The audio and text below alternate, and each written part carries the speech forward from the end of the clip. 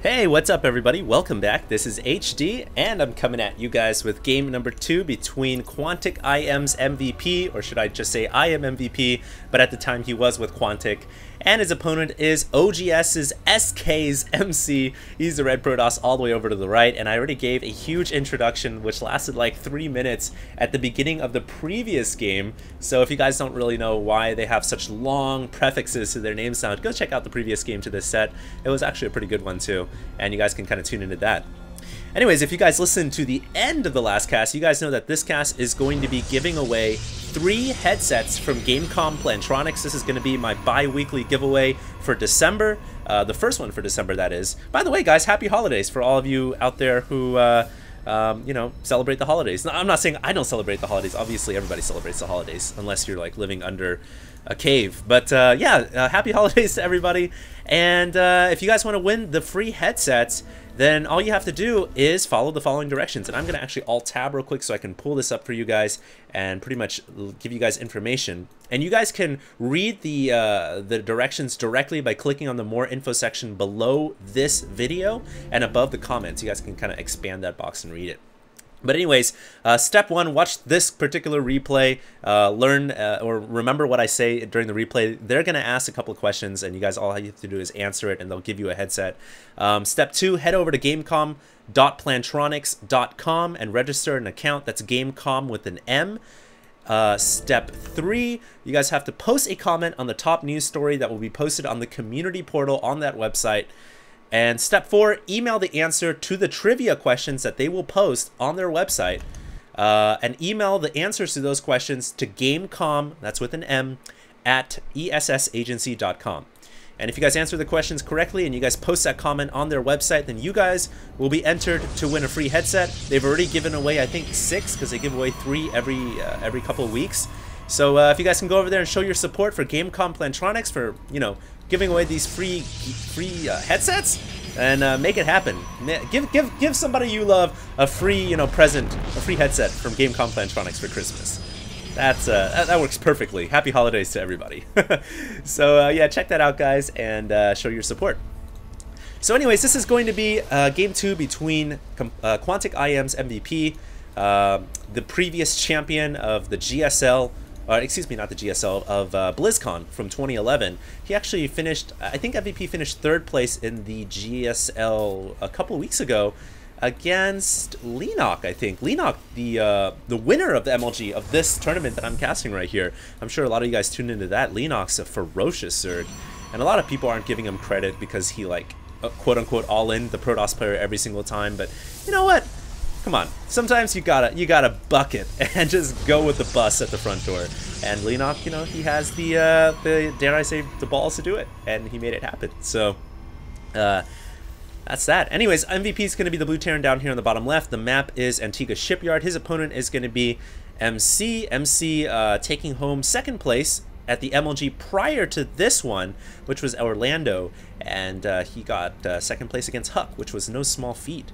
So congratulations to him, and we'll see what happens here in this game 2. MVP obviously already losing the first game with a very weird all-in. I'm kind of scratching my head right now because I don't know what compelled him to pull almost all of his SCVs and at the same time expand. You know, it's okay to expand and kind of play the way he did, but he decided to expand and then pull all of his SCVs. And it's okay if he's going to pull all of his SCVs, but then don't expand. You know, that could have been 400 more minerals for an attack. So I don't know what MVP was thinking there. And I think if there was an explanation, it had to come from the fact that he was kind of bum rushed by that Zealot. I guess it wasn't even a rush. It was just a finesse drop. And he lost so many SCVs at that point, he just decided, you know what? I'm just going to pull my SCVs and pray and hope it works. So unfortunately, it didn't, and MC is up 1-0 in this series.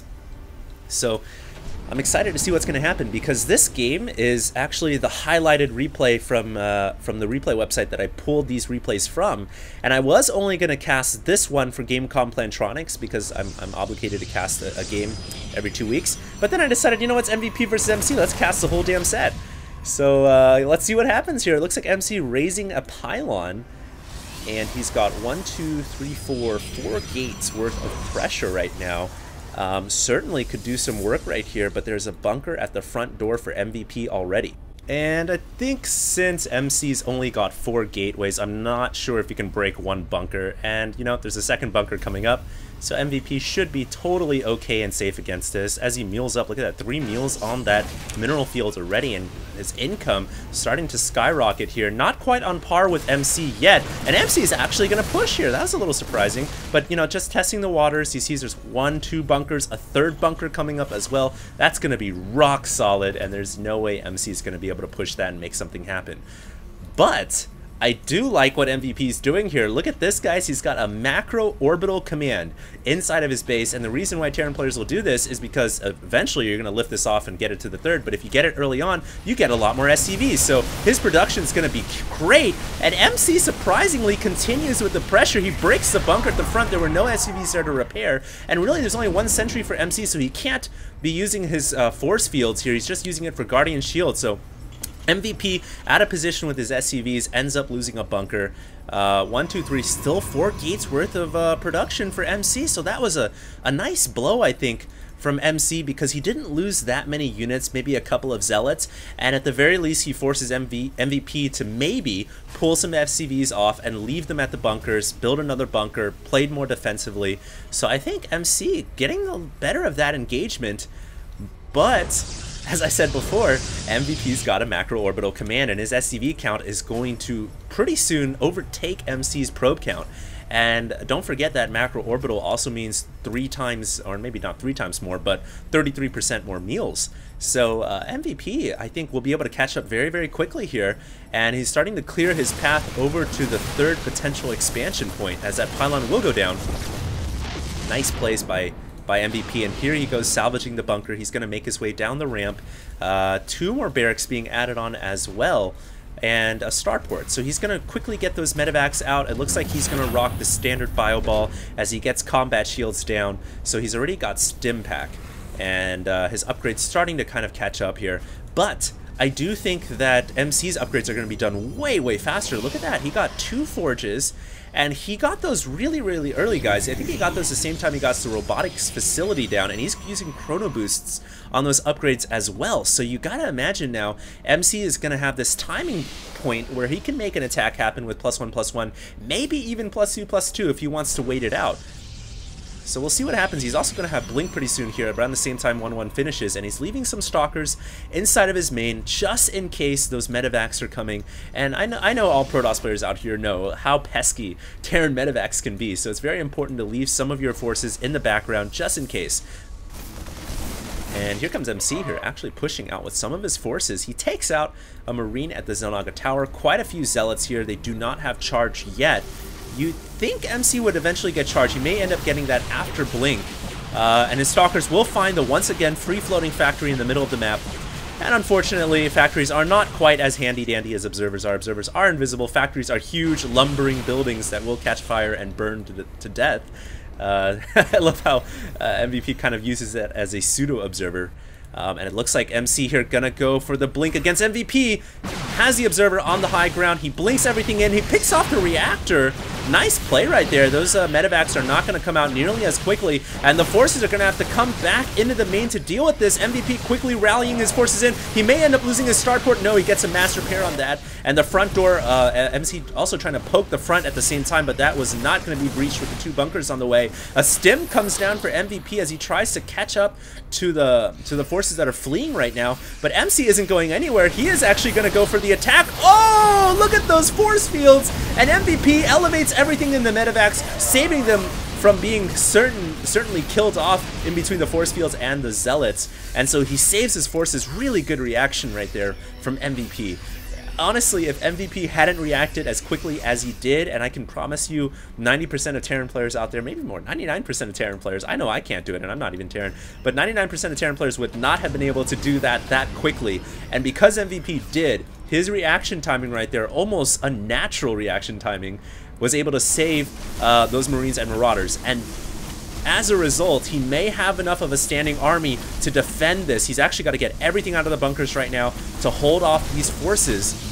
But we can really see MC is just going to work it down. He's actually making a pylon up on the high ground of the bottom right expansion as well. That's going to be pretty handy because he can warp down here and then walk them in.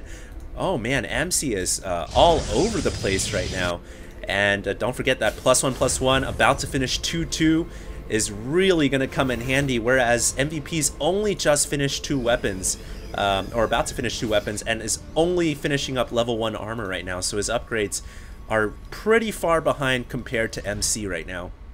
And here comes MC. He's walking Stalkers in. This is surprising. I thought he would poke the front door and then warp Zealots in and walk them into the middle. But look at the Charge Lot army he's got here. There's so many Charge Lots there. And a couple of sentries with Guardian Shield are going to work wonders. So Zealots will have 3 armor total, about to have 4 armor total when the ground armor level 2 finishes. Because remember, Guardian Shield gives you +2 armor to everything against ranged. And that's all MVP's got. He's got ranged units right now. This is a beautiful composition from MC. It's just a brute force army of Zealots. So MC changing up his playstyle from finesse into brute force, and he may be able to overpower MVP here.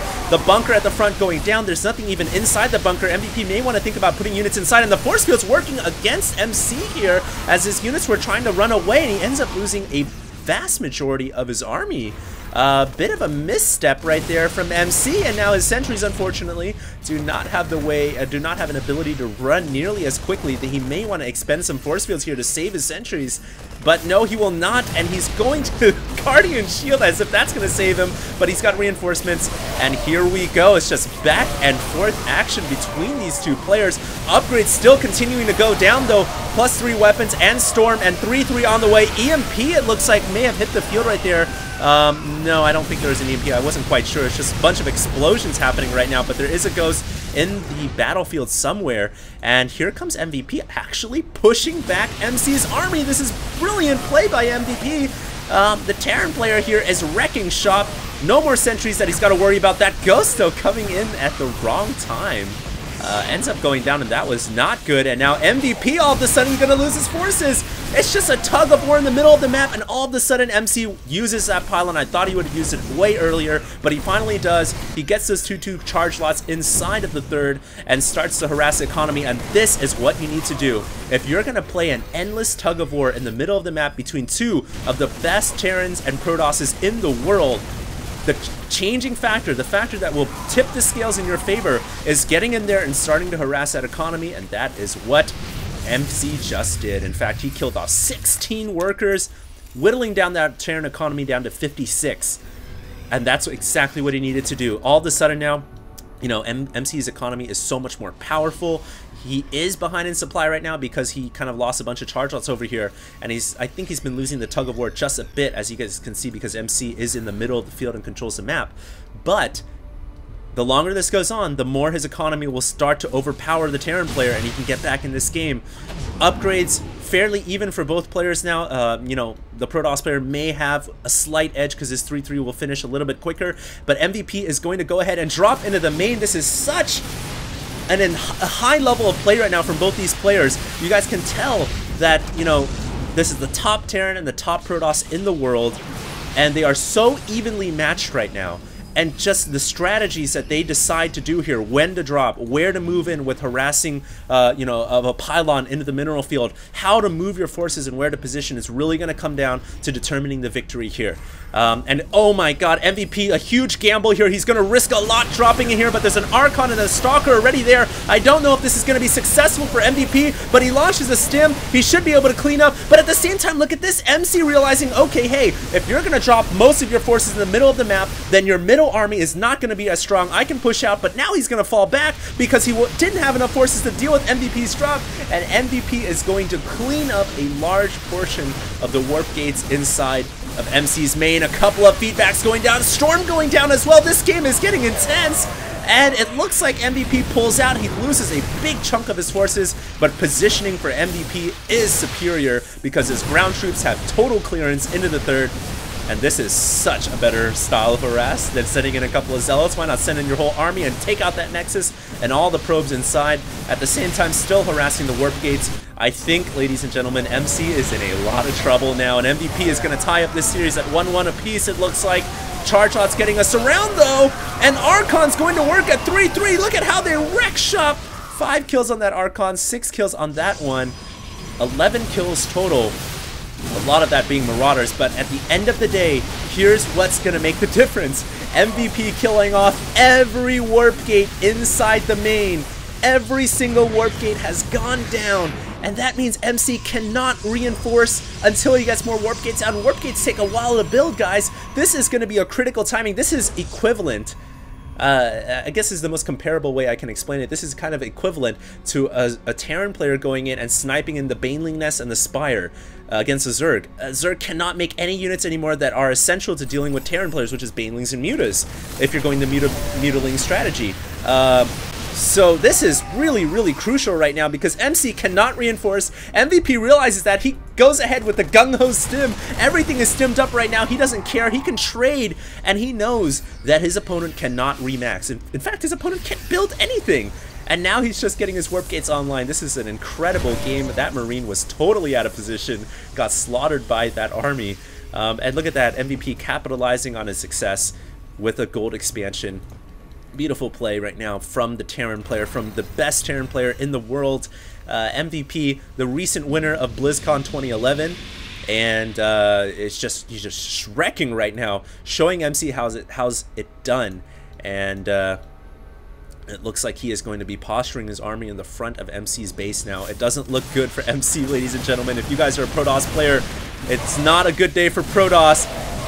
We'll have to see if MC can bring it back, because this is going to be a very, very desperate situation. MVP is just playing right now like a cat playing with its food.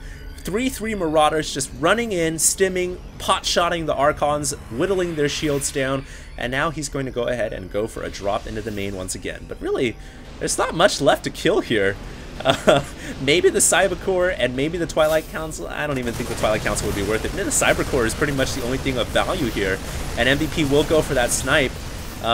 Good spread from MC. Oh, he's gonna charge his forces in to get the Templars, forcing MC to morph them into Archons, and I don't know if he wants all these forces to be Archons. A couple of Storms are really nice to mix in, so maybe MVP getting good value with those Marines and Marauders there.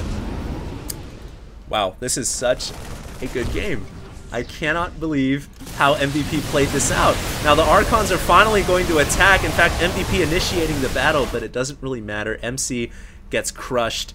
And I expected this. His Marines are 3-3. Marauders sharing the same upgrades as well. EMP Shockwave devastating the Protoss ball. Command centers galore. The command centers are spotting the map like polka dots right now.